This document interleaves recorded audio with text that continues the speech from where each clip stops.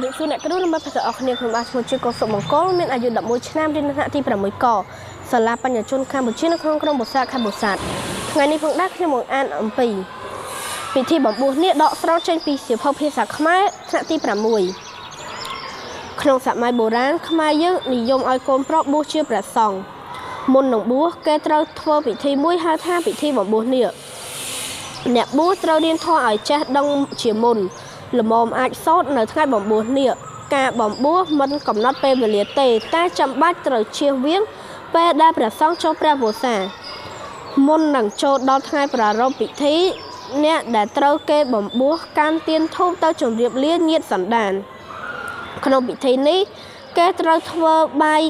សីពីដើមចេកមួយដើមមាន19ថ្នាក់នៅលើកំពូលបាយសីនោះមានកន្ទោងស្លឹកចេកដាក់បាយ19ពំនូបាយសីរុំព័ទ្ធដោយស្លឹកចេកទាំងធៀងនិងរុំព័ទ្ធដោយសំពត់ហូលមួយជាន់ពីលើទៀតផងតួបាយសី19ថ្នាក់នោះតំណាងរូបអ្នកបួសត្រូវកត់ពិចារណាខ្លួនថាខ្លួនមនុស្សប្រៀបដូចដើមចេកគ្មានក្លឹមទេ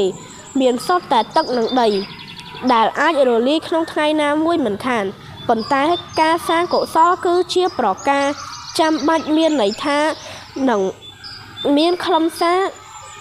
សម្រាប់ខ្លួនឯងផងនិងសង្គមផង